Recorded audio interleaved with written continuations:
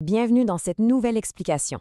Aujourd'hui, on plonge directement dans un sujet absolument fascinant, les forces mécaniques invisibles qui permettent à notre monde de fonctionner au quotidien. La physique, ça peut parfois sembler un peu abstrait, mais en réalité, ça se cache dans les moindres détails de nos journées. Des véhicules sur les routes jusqu'au simple mouvement de notre corps, tout est connecté. Alors, on va décortiquer ensemble deux concepts vraiment fondamentaux de la mécanique technique, l'adhérence et le frottement. Pour vraiment ancrer tout ça dans la réalité, posons-nous une question super simple. Pourquoi une voiture arrêtée au beau milieu d'une pente ne glisse-t-elle pas vers le bas? C'est une situation tellement commune qu'on n'y pense même plus.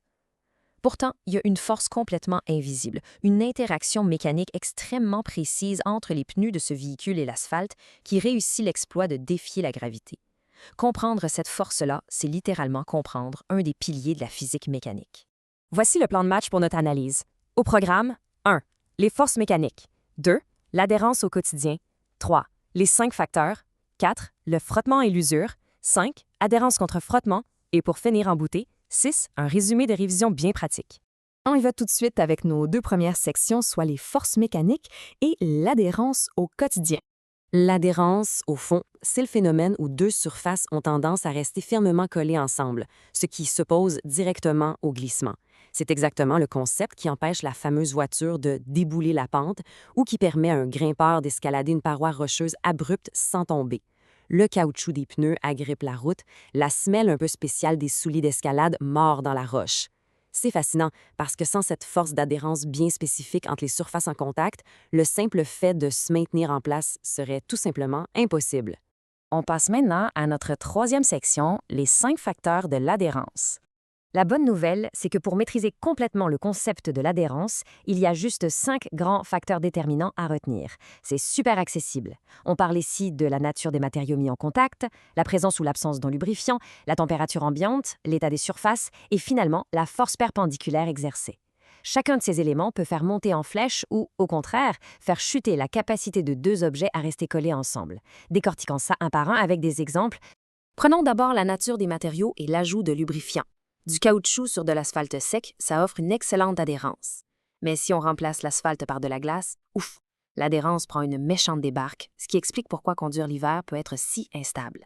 Ensuite, regardons l'effet d'un lubrifiant avec un sport comme le ski de fond. Quand on applique de la cire sur les skis, cette substance-là agit directement comme un lubrifiant. Ça diminue volontairement l'adhérence sur la neige pour permettre un glissement super fluide et rapide. Le troisième facteur, et c'est loin d'être le moindre, c'est la température. La règle générale est vraiment simple. Quand la température baisse, l'adhérence baisse aussi.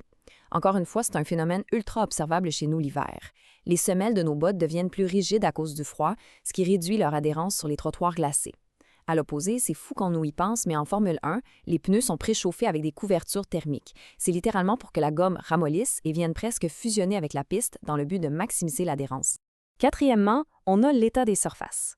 C'est en plein ici que les vélos deviennent le parfait exemple pour illustrer la différence.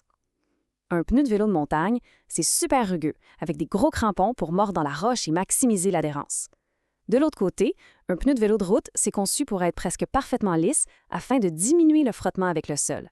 En fait, on sacrifie volontairement une petite partie de l'adhérence pour réduire la résistance et aller chercher un maximum de vitesse sur l'asphalte.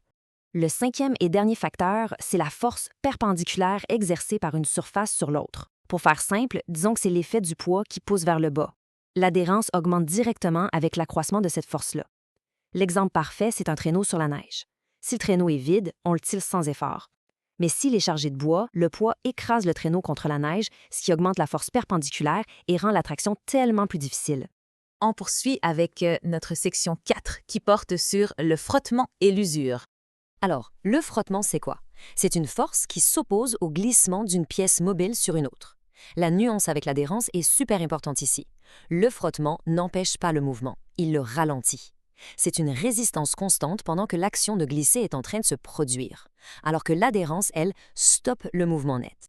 Évidemment, cette résistance constante-là, ça vient avec un prix. Dans les systèmes mécaniques, la conséquence numéro 1 du frottement, c'est l'usure prématurée et une grosse perte d'énergie. On n'a qu'à penser aux plaquettes de frein d'un vélo qui finissent par s'amincir à force de frotter, ou bien à une chaîne de métal pas lubrifiée qui grince et qui s'abîme. C'est exactement pour ça qu'en ingénierie, on utilise toujours un organe de lubrification, comme de l'huile, pour adoucir les contacts et carrément sauver la mise pour prolonger la vie des pièces. Et nous voici à la section 5, adhérence contre frottement. Faisons une petite comparaison directe pour que tout soit parfaitement clair. D'un côté, l'adhérence empêche totalement le glissement. Elle maintient les objets bien immobiles, comme la voiture dans la pente tantôt. De l'autre côté, le frottement s'oppose au glissement pendant qu'il se produit. Ça permet le mouvement, oui, mais ça génère de l'usure et une perte d'énergie. Il y a tout le temps des forces de frottement, mais quand ces forces-là deviennent assez intenses pour stopper complètement la glissade, bam, c'est là qu'on bascule dans le phénomène de l'adhérence statique. On arrive déjà à notre dernière étape, la section 6, avec un petit résumé de révision pour bien consolider nos acquis. Faisons ça super simple, en 4 points clés bien percutants. Numéro 1, l'adhérence arrête complètement le glissement. Numéro 2, le frottement ralentit le glissement mais ne l'arrête pas. Numéro 3, il y a 5 facteurs précis qui dictent l'intensité de l'adhérence, les matériaux, les lubrifiants, la température, l'état de la surface et la force perpendiculaire. Et finalement, numéro 4, la lubrification, c'est vraiment l'arme secrète en mécanique pour combattre l'usure causée par le frottement. Avec ces bases-là en tête, on maîtrise vraiment l'essentiel du concept. Pour terminer notre explication aujourd'hui, posons-nous une dernière question. Sans ces fameuses forces invisibles, comment notre monde moderne pourrait même fonctionner? C'est simple, sans adhérence, aucun véhicule ne pourrait avancer ni freiner. Rien ne tiendra en place. La prochaine fois qu'on voit un vélo filer à toute allure sur l'asphalte ou un skieur dévaler une pente, prenons le temps de nous rappeler que c'est un équilibre parfait entre l'adhérence et le frottement qui rend chacun de ces mouvements possible. C'est vraiment la physique en action. Merci d'avoir exploré tout ça aujourd'hui.